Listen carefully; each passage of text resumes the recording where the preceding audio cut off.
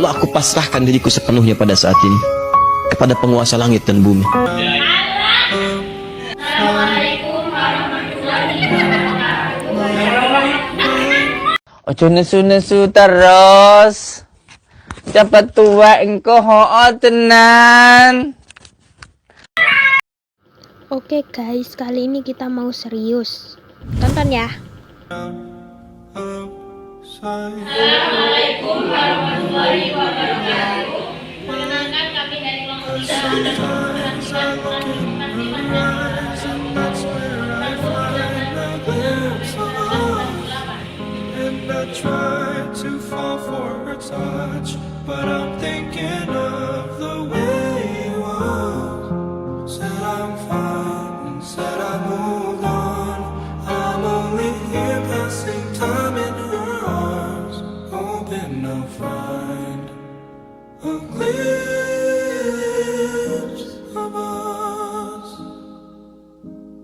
Tell me, save us your glory.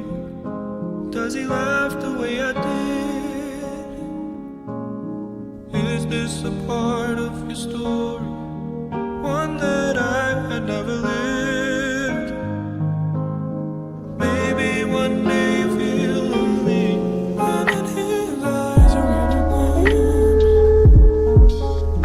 Maybe you'll start slipping slowly and find.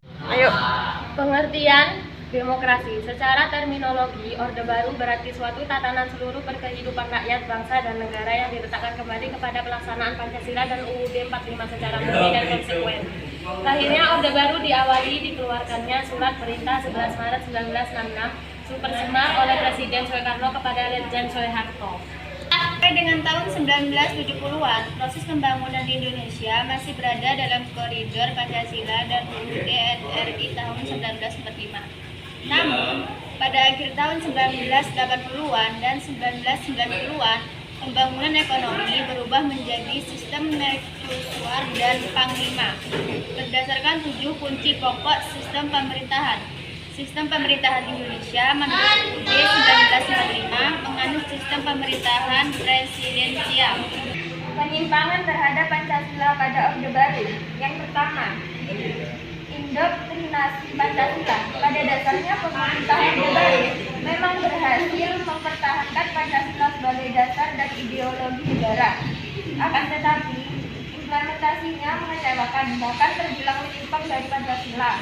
Kedua, demokrasi sentralistik. Presiden Soeharto juga melakukan penyelewangan dengan menerapkan demokrasi sentralistik. Yang ketiga, Departemen Penerangan. Membentuk Departemen Penerangan penyimpangan terhadap nilai-nilai Pancasila pada era Orde Baru adalah KKN, yaitu korupsi, kolusi, dan nepotisme. Yang keempat, pemberadalan pers. Soeharto banyak menuai kontroversi dari masyarakat. Salah satunya kebijakan fusi parpol, yaitu penggabungan partai politik. Alhasil tidak sedikit pemberitaan di sosial media yang mengkritik kebijakan pemerintah. Pemerintah Orde Baru yang tidak mau menerima kritikan pun memilih untuk memberadal banyak media massa. Tujuan pemberadalan pers adalah untuk menghalangi adanya berita kritis terhadap pemerintah. Dan yang terakhir yaitu krisis moneter. Puncak penyimpangan terhadap Pancasila pada Orde Baru adalah terjadinya krisis moneter pada tahun 1997 yang diduga disebabkan oleh hot money bubble atau gelembung uang panas. Protes tersebut berujung pada peristiwa kerusuhan Mei 1998. Pada akhirnya Presiden Soeharto mengundurkan diri dari jabatannya pada 21 Mei 1998 dan digantikan oleh wakilnya yaitu B.J. Habibie. Nah, jadi kesimpulannya yaitu Kesimpulan 1. Melanggengkan Presiden Soekarno 32 tahun. 2. Penafsiran sepihak terhadap Pancasila melalui program P4. 3. Korupsi, kolusi, dan nepotisme atau KKN. 4. Soeharto memimpin rakyat dengan keotoritarian. 6. Soeharto memberadal pers. 7. Penerapan demokrasi sentratistik. Pemerintahan Orde Baru berupaya menyusun kembali kekuasaan bangsa untuk menumbuhkan stabilitas nasional guna mempercepat proses pembangunan bangsa dengan mengedepankan ekonomi sebagai sarana perbaikan. Upaya ini dilakukan melalui program P4, pedoman penghayatan dan pengalaman Pancasila. Selama masa Orde Baru, pemerintah berhasil melaksanakan 6 kali pemilihan umum, yaitu tahun 1971, 1977, 1985, 1987, 1992, dan 1997. Kekurangan: 1. Melanggengkan Presiden Soeharto berkuasa selama 32 tahun. 2. Merebaknya praktik korupsi, kolusi, dan nepotisme atau KKN. 3. Terjadinya penafsiran sepihak terhadap Pancasila melalui program P4.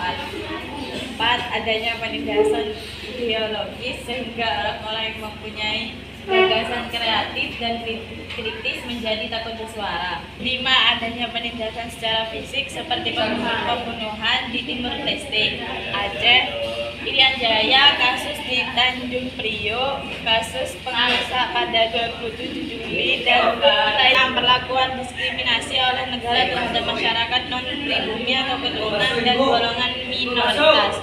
Kelebihan: eskalasi yang disignifikan dari segi GOP per kapita Indonesia dari 70 USD menjadi 1000 USD. Implementasi program keluarga berencana untuk mengontrol jumlah populasi penduduk. 3. Masyarakat diwajibkan untuk sekolah dan terlihat dari jumlah angka buta huruf yang menurun drastis. 4. Program swasembada pengen terlaksana dengan baik. 5. Stabilitas keamanan meningkat. 6. Rencana pembangunan 5 tahun dapat terrealisasi. 7. Membangun diplomasi dan kerjasama antara negara internasional. Perpecahan pasca Orde Baru. Di masa Orde Baru, pemerintahan sangat mengutamakan persatuan bangsa Indonesia. Setiap hari media massa seperti radio dan televisi mendengungkan slogan persatuan dan kesatuan bangsa. Salah satu cara dilakukan oleh pemerintah adalah meningkatkan transmigrasi dari daerah yang padat penduduknya. Namun, dampak negatif yang tidak diperhitungkan dari program ini terjadinya marginalisasi terhadap penduduk setempat dan kecemburuan terhadap penduduk pendatang yang banyak mendapatkan bantuan pemerintah. Muncul tuduhan bahwa program transmigrasi sama dengan kolonisasi yang sifat anti tawa di berbagai daerah, meskipun tidak semua orang transmigrasi itu orang rawa. Pada awal era reformasi, konflik Klaten ini meledak menjadi antara lain dalam bentuk Ambon. Sementara itu, gejolak di Papua yang dipicu oleh rasa diperlakukan tidak adil dalam pembagian keuangan. Pengelolaan sumber alamnya juga diperkuatkan oleh ketidaksukaan terhadap para transmigrasi. Orde Baru berakhir dengan munculnya perlawanan rakyat melalui gerakan reformasi Mei 1998. Gerakan ini berhasil menurunkan Presiden Soeharto sebagai Presiden Republik Indonesia, posisi yang dikuasainya selama 32 tahun. Saat hatimu terluka, akulah yang menemanimu, membasuh air matamu.